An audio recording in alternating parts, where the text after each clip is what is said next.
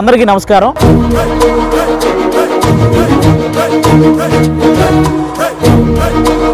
ఆది to hyper ఆది మీ మాటల్లో. ఆది టు హైపర్ ఆది అంటే ఉన్న 3 ఎకరాలు అమ్ముకొని ఎలాగైనా అప్పు అనేది ఉండకూడదని ఈ ఇండస్ట్రీకి వచ్చి ఏదో ఒకటి సాధించాలి అనుకున్నవాడు ఆది.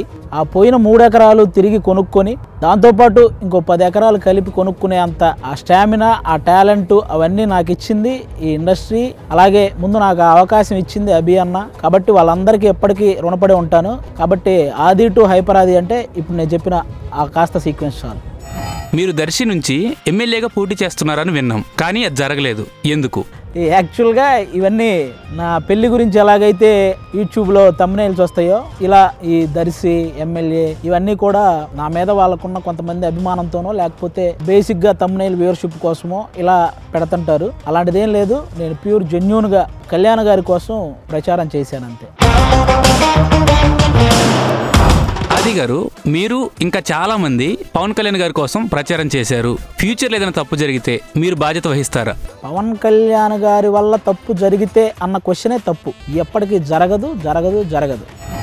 సినిమా ఆఫర్ల కోసం చాలా మంది మెగా ఫ్యామిలీకి సపోర్ట్ చేస్తుంటారు. వారికి మీరేం చెప్తారు? ఈ క్వశ్చన్ ఎప్పుడు విన్నా కూడా నవ్వు వస్తుంది. ఎందుకంటే సినిమాల విషయంలో నా దగ్గర టాలెంట్ ఉంది, పొలిటికల్ విషయంలో పవన్ కళ్యాణ్ గారి దగ్గర నిజాయితీ ఉంది, సపోర్ట్ విషయంలో మెగా ఫ్యామిలీ దగ్గర మంచితనం ఉంది. అందుకే వీటి వల్ల నేను సపోర్ట్ చేస్తాను.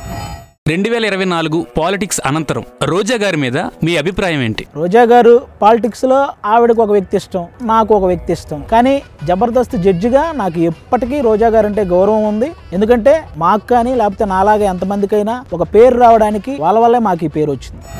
పుష్ప 2లో అస్సలు తగ్గేదేలా, కల్కిలో రేపటి కోసం, ఇలా ఈ 2024లో మీకు నచ్చిన డైలాగ్ ఏంటి? బాగా నచ్చిన డైలాగ్ ఒకటే, శ్రీ కొణిదెల పవన్ కళ్యాణ్ అనే నేను. కొణిదెల పవన్ కళ్యాణ్ అనే నేను శాసనం ద్వారా నిర్మితమైన భారత రాజ్యాంగం పట్ల నిజమైన విశ్వాసం, విధేయత చూపుతానని దైవ సాక్షిగా ప్రమాణం చేస్తున్నాను.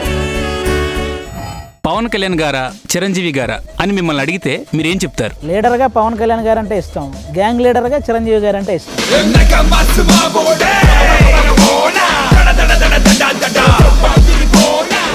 ఈ 2 ఫోటోల మీద మీ కామెంట్ ఏంటో చెప్పండి. ఆ రోజు మనల్ని ఆపారు, ఈ రోజు మనల్ని ఎవడు ఆపేది?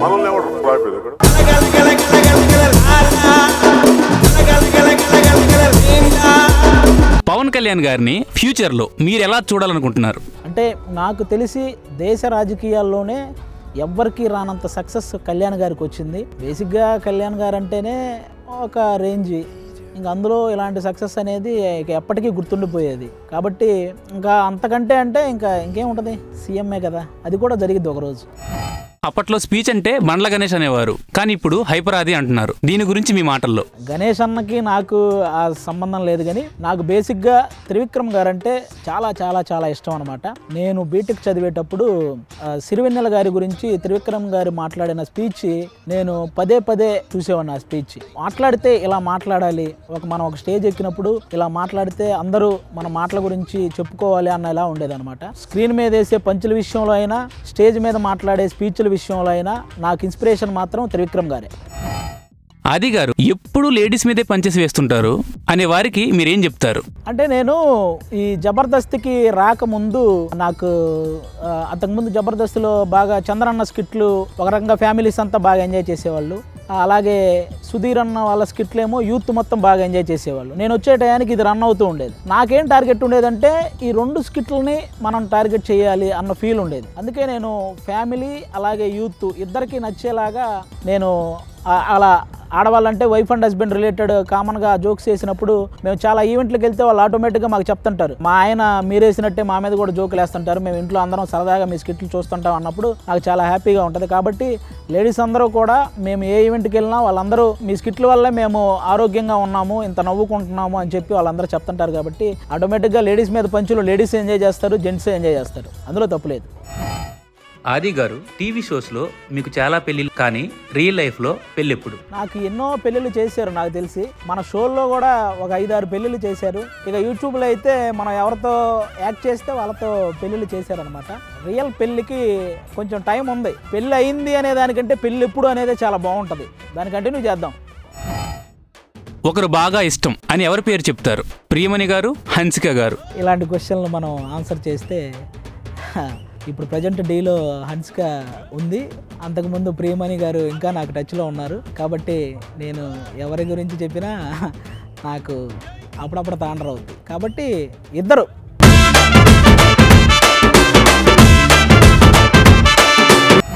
వీరిద్దరిలో జబర్దస్త్ జడ్జిమెంట్ అంటే ఎవరి పేరు చెప్తారు? ఇంద్రజ గారు, రోజా గారు. జబర్దస్త్కి జడ్జిమెంట్ అంటే రోజా గారు, శ్రీదేవి డ్రామా కంపెనీకి జడ్జిమెంట్ అంటే ఇంద్రజ గారు. కాబట్టి ఇద్దరు జడ్జిలు సూపర్.